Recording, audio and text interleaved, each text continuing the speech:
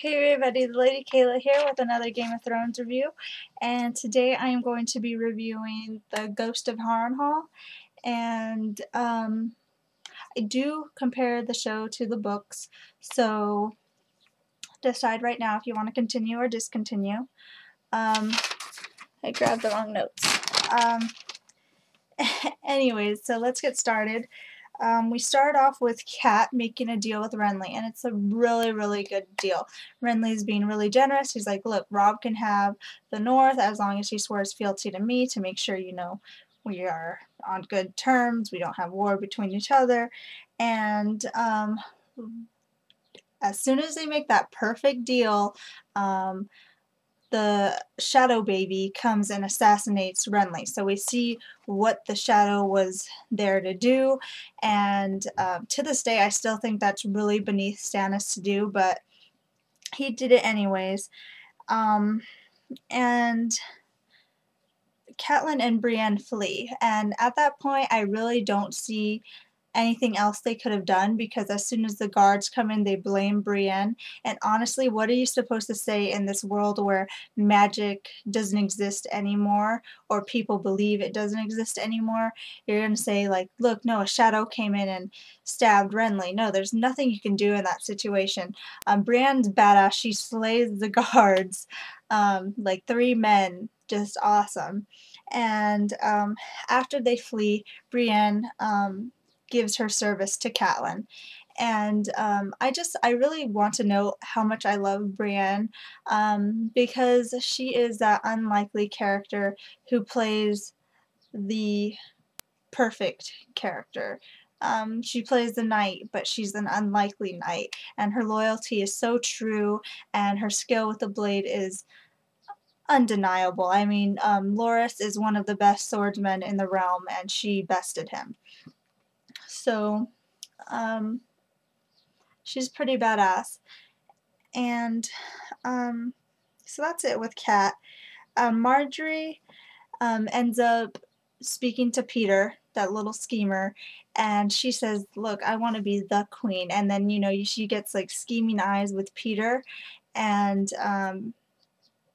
I just love that. That's more of Peter. Peter makes those unlikely allies, and he makes the best of every situation.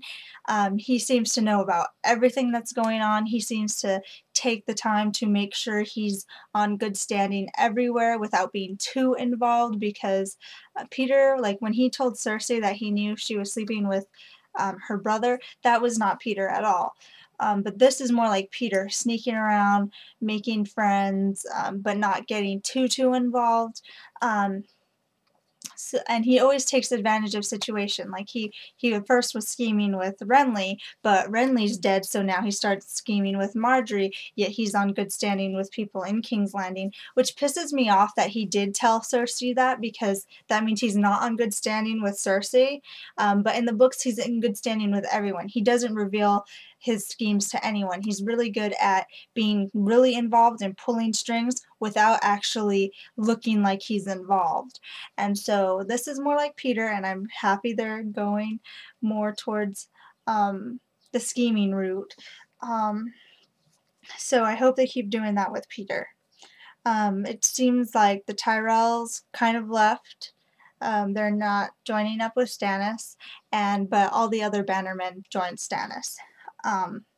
After that, Tyrion, you know, he hears like, look, Stannis got a bunch of more men. Stannis has more men now because Renly's death. And now he's like, we need to start planning for the defense of King's Landing. And Cersei, she's acting like she has something up her sleeve. She's being a total douche to Tyrion, but she hates her brother. And we find out that what she has up her sleeve is wildfire. And it's this dangerous substance that burns at super high temperatures, and it's hard to put out. Nothing can put it out. It kind of just has to burn out by itself. And that kind of dangerous substance in Joffrey's hands and the Queen's hands is very unnerving, so I'm so glad Tyrion found out, because Joffrey and Cersei, we see it over and over again. They just see power and they don't think about the consequences of using that power. While Tyrion, on the other hand, he sees power as a double-edged sword. You know, you can't just grab it, you'll cut yourself. So he sees wildfire and he sees like, oh, if this spills in King's Landing, we're gonna have a huge fire on our hands. If, you know, a bunch of imbeciles spill more of it, we're gonna have the destructions of King's Landing from the inside, and we basically should hand the victory over to Stannis right now. So he sees wildfire and he sees that it could be used as a tool, but he also sees the dangers in it. And so that's why I love Tyrion, because he knows how to use power without cutting himself, whereas Cersei and Joffrey, they just see power as a way to get what they want. They don't see the consequences or anything. So that's why I love Tyrion. Also, we get like a Stannis scene, and like I said, the shadow was so beneath him, and if you read the books, you know a lot more about Stannis, and you know that this shadow baby would not really be him. He would not have done that. Another thing is he would not sleep with Melisandre, so it shows you the kind of power Melisandre has over Stannis to make him change alignment and make him do certain things that he normally wouldn't do. You see how she manipulates him and is able to get him to do what she wants. But then you have Davos, who knows Stannis before Melisandre, and he sees the changes, and that's why he doesn't like Melisandre. And he doesn't trust her, not only because her religion's different from his, not only because she's foreign, but because he sees what she's doing to the Stannis he knows, and he's always there to remind Stannis of the Stannis he used to be. And so he convinces Stannis to leave Melisandre out of the King's Landing attack. And we see Stannis is kind of in the middle. He knows who he is, and Davos reminds him of who he once was, but Melisandre is showing him a man he could be, because there is a prophecy around Stannis. I'm pretty sure they still haven't told us what it is, or I'm not sure if they ever are. But so he's conflicted between these two advisors on who he should be. So he goes with Davos on this one, and we left off like that. So we also have Theon, who's getting no respect from his crew. It's just hilarious. But I think the key is, like, he thinks too good of himself. He thinks he's their betters. And when Asha comes in, she's sitting there, you know, patting them on the back, joking with them. She doesn't make it seem like she's their leader in any way. She makes it seem like they're all equals, and everyone's on the same standing. And so they love her and whatnot. And Theon still has no clue. But he does plan to defy Balon. He feels that in order to get respect, he has to do something huge, which I don't think is true. I think all he has to do is, I think he could prove himself reaving towns, but he feels like he has to do something bigger. So they're thinking about taking a little town, but they thought, or a city, I don't know if it's a town or a city, but what happens? Oh, he says Winterfell's going to come in and kick them out. So now we see another like scheme coming along where he's still going to go for it, which means he's going to have to take care of Winterfell and then take what he wants. So we're seeing something going on there. We're not given too much detail. After that, we have Arya, and I just want to say Tywin is badass. He may have more villainous aspects to him, but he's pretty badass. He knows what he wants. He's not going to tolerate any BS. I like how he handled his cousin. That was just amazing. I think like how he handled his cousin needs to be shown more when he talks to Tyrion, because he really does not care for Tyrion so much. So I think they need to show more of that hard-assness against Tyrion when he has scenes with his son. But when when he talks about Arya being from the north and he's talking with her, when she says anyone can be killed, I don't know if she's like giving him like the death stare. I'm pretty sure Tywin wasn't on her list or her prayer, but it seemed like a death stare, and I don't know if Tywin felt it or felt threatened by it or found it amusing. I really don't know, but I'm pretty sure that was a death stare Arya was giving Tywin. But then after that we meet Jaqen, oh, sexy Jaqen, and he basically tells Arya, like, you saved 3 lives, now I must give 3 lives to the god of death, because only death may pay for a life. So he is a follower of the god of death, and he says, yes, I'll kill 3 people of your choosing.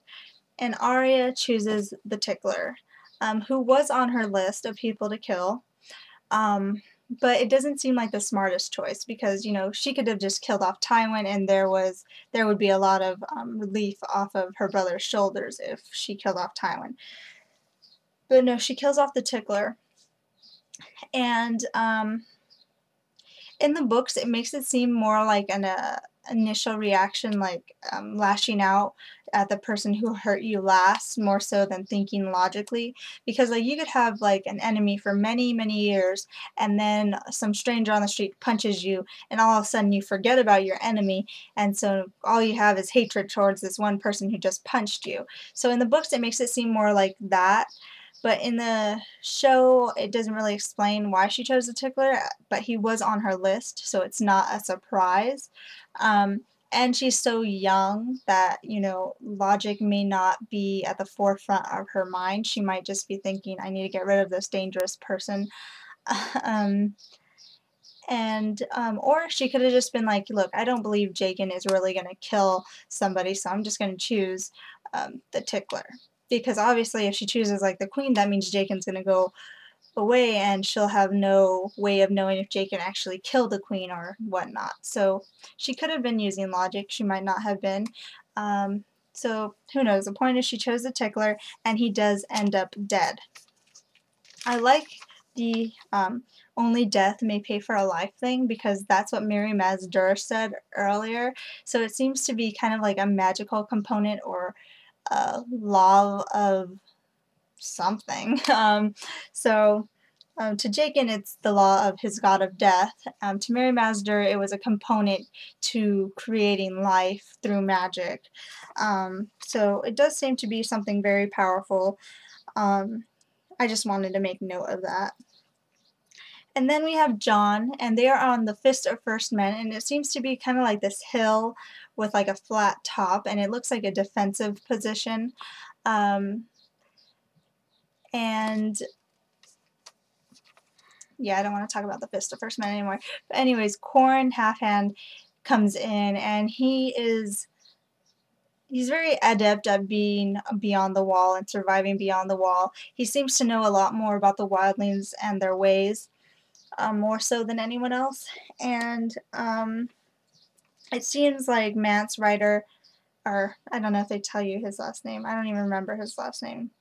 I'm pretty sure it's Ryder. I don't know. Mance, the king beyond the wall, has accumulated all the wildlings, and there seems to be a lot of them. And so it can't just be a Night's Watch against Mance. The Night's Watch is outnumbered, and they're on unfamiliar terrain and territory, so they don't know the land as well as the wildlings. So they're at disadvantage on all angles. So Qhorin's like, look, we're just going to take a small team and try to assassinate Mance Rider. Not too many details are given, and Jon Snow ends up like, hey, look, can I go? What not? Why not? Who knows? That happens, and I really, really want to see Mance. Like, the King Beyond the Wall is someone I really want to see, and I also want to see the Wildling camp, because in the books, the Wildling camp, I don't know, is just one of the most magical scenes that George R. R. Martin describes in the books, and I really want to see how the show is going to portray it, if they're going to capture the same magical feeling that I got from the books, or if they're just going to not make it a big deal. I really hope they do make it a big deal because that was one of my favorite scenes from the book. And then we have Dany, and I'm just going to pick a couple points from Dany. There was a lot of pointlessness in there. But she does meet one of the warlocks, and he is from the House of the Undying, and she gets invited over there, and I really, really want to see that scene. That's another one that I'm like really, really looking forward to. They seem to be keeping some magic and prophecy out of the show, or like watering it down. I hope they don't do that with the House of the Undying, especially when it comes to prophecy. And then we also have Zoros and his proposal to Dany versus Jorah wanting her to do stuff on her own. So just like Stannis is like stuck between his two advisors, Dany is stuck between these two men, one very powerful and rich, and who would give her what she needs to take Westeros in exchange for marriage. But Jorah's like, no, once you marry him, he's going to own you, and, you know, just do things on your own. And I don't know if Jorah is telling her that because he loves her or if he really believes that she can do it on her own. But I think it's both. And Jorah always knows what to say to Daenerys. I think, you know, the one ship and finding allies in Westeros is not the smartest idea. You know, all the men seem to be flocked to either Joffrey or Stannis, or Robb. So it's not, I don't think that's a very, very good idea, because the people who follow Robb, they know Robb, and the people who follow Stannis, they either know Stannis or they went to him because they fear swearing fealty to Joffrey. And the people who follow Joffrey, they follow Joffrey because they either fear him or because they're his bannermen. I don't think the one ship and finding allies in Westeros will work, because everybody knows who Joffrey, Robb, or Stannis is. Nobody's going to know who this mysterious last of the Targaryens girl is. And then we also have this, I just call her the Mask Lady. She is in the books, and she's just this mysterious woman that pops up and talks to Daenerys in this very weird, cryptic manner all the time. Except this time she talks to Jorah. I was surprised they even added her. I think that would have been one they could have left out. But they added her, and she's talking to Jorah, so I'm guessing she's trying to get Jorah more involved. And, you know, just the mysterious lady popping up and, you know, warning about protecting Dany, it makes Dany seem that much more important. And it adds a lot more mystery around Dany, and if she has a prophecy that she needs to fulfill or whatnot. There's something important about Daenerys, the mother of dragons. First of all, she's the mother of dragons, so that's just a given that she's important. But I'm going to leave off with the Bran scene, and Bran basically leaves Winterfell undefended. Someone's attacking, I forget where, but I think it's the town that Theon was supposed to attack. And then we also have Bran, who has a prophetic dream of the sea swallowing Winterfell. And if that's not clue enough as to what's going to happen, then I don't know what is. So that's that. And to leave you off with like a kind of question of the day, there's this game, I don't know if you've played it, it's called Marry, Boff, Kill. It's basically you choose someone that you want to marry, you choose someone that you want to have sex with, and you choose someone who you want to kill. And because this episode had like no sex at all, I don't even think we got boobies, I don't think we got ass, I don't think we got anything, which I don't mind. I love the sex scenes, but they do go overboard in Game of Thrones. But I want naked Jaqen, but they can't give me that. Anyways, and Jaqen does have a bathtub scene in the book, so I want my naked Jaqen. So anyways, since there was no sex, we'll just make this fun, and we'll tell me what A Song of Ice and Fire or Game of Thrones character would you marry, Boff, and date. I want to change the kill to date. I don't want you guys killing anybody. I would marry Tyrion Lannister.